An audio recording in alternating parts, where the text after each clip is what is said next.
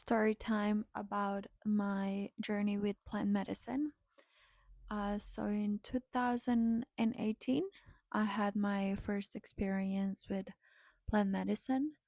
At the time, I was undergoing quite of a significant life change. I was struggling with 6 years of eating disorder, and I really wanted to get to the bottom of it and really understand what are some of those underlying mechanisms that were causing so much hatred that I had towards myself, towards my body, so much shame, so much guilt. There was just all kinds of emotions accumulated on top of each other. And so I decided that it's time to really dig in. I have already started doing therapy, and I finished a couple of courses to for the energetical healing, something that I felt like it would really help, but I knew that there is something more beneath. So I went to my first ayahuasca session, and I was really surprised because um, what I thought that I'm going to get versus what I really got were really different things. But that was something that actually prompted the biggest change that I later had around how I view my body and how I view my being. And I've been on that journey for the last 8 years actually. So my intention was to dive deep into understanding where the eating disorder problems are coming from.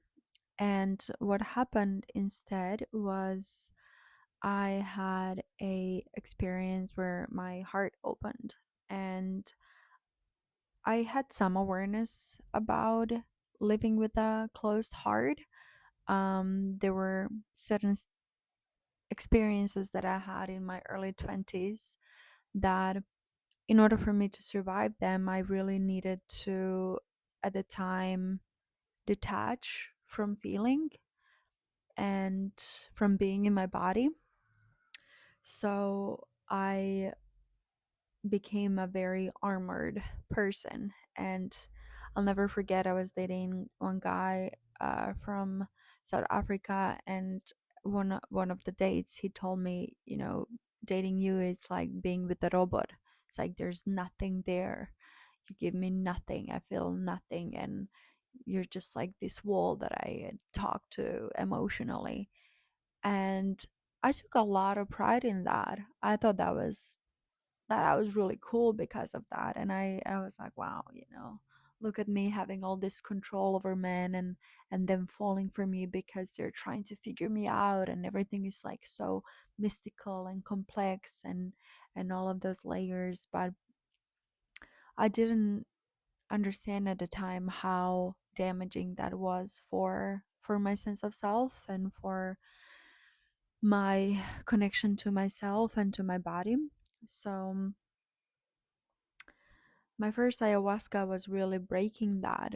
And I'll never forget the feeling I had during the ceremony, because it was probably one of the most painful things that I've ever experienced. I remember asking for help, and a facilitator came to me and she said, heart is like a rose. You can't force it to blossom. You have to give it its course, and it's time to really come to the time when it feels it's ready to open. And I had this like intense pain of feeling like my heart is breaking, and like someone is putting a sword into my heart, and like I'm gonna die. Like I felt like I'm dying. And there was this song that was playing from Bjork, where I give love from and I care for you,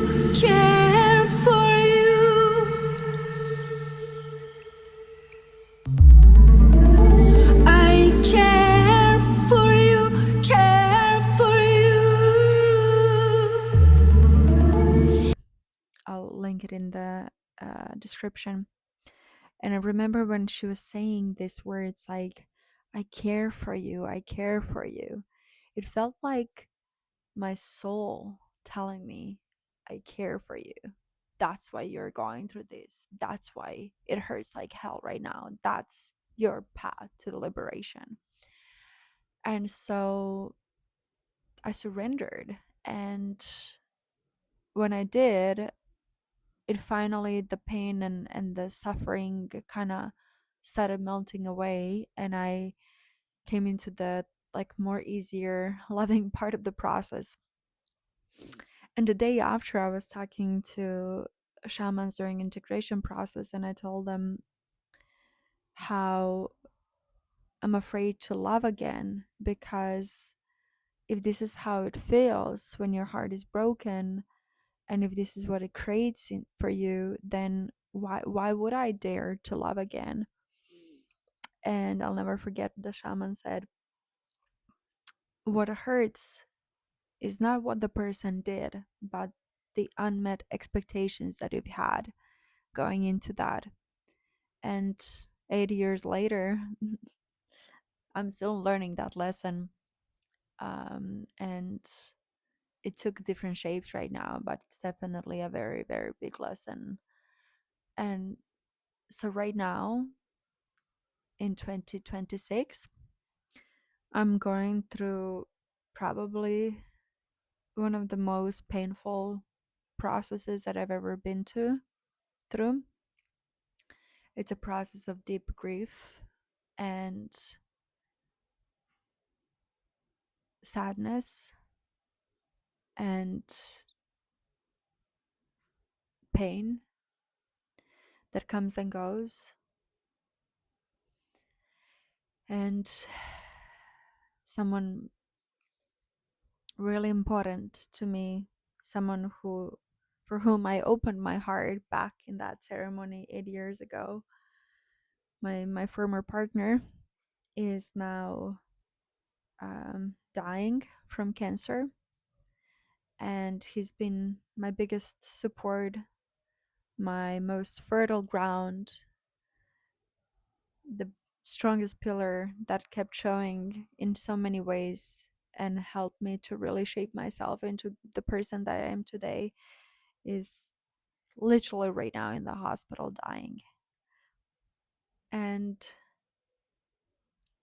after everything and all the pain and all the sadness and all the grief, I really remember back into that ceremony in 2018, and I still stand strong behind the lessons that I've learned there. I will not close my heart.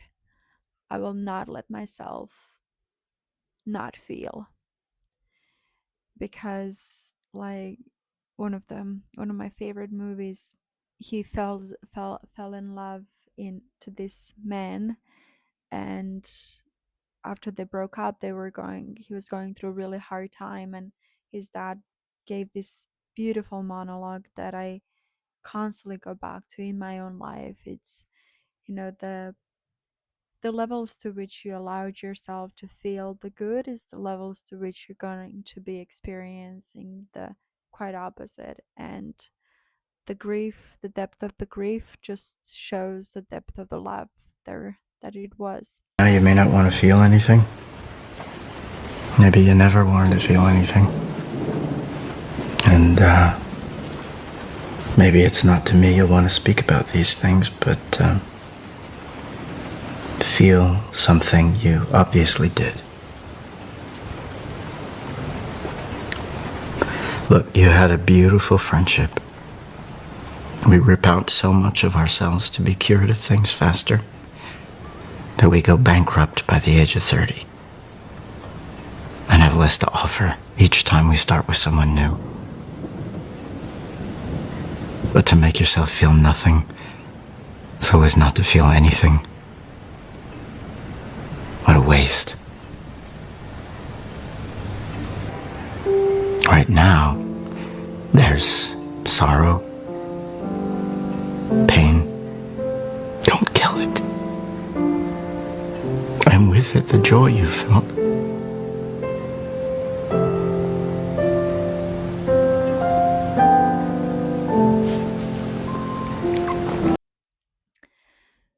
And right now, going through this process of grief, I stand in it with so much gratitude and so much blessing that I got to experience the love like that, that I got to have such partner, that I got to love someone as beautiful as he is. And what an honor to have that type of experience. And so as all of these processes are now happening, this grief, and there's so many layers to it, so many layers, I really stand behind what I've learned 8 years ago, and I choose to continue to live with my heart open. And the person that I am becoming because of that is someone that I always wanted to be. So I hope that this story helps you to not to shy away from the depth of the emotions and the beauty of ups and downs and all the experiences that come with life, because this truly is what it means to live. It's to feel, it's to be, it's to let yourself and let others come in, and yeah, all the lessons that come with that. So thank you so much for listening, and I will keep sharing about all the crazy, deep, beautiful experiences that I've had in the past 8 years of 8, 9 years of my life on the path of healing, and all the beautiful aspects of my personality that emerged because I dared to live big and feel a lot. So with that, arigato gozaimashita.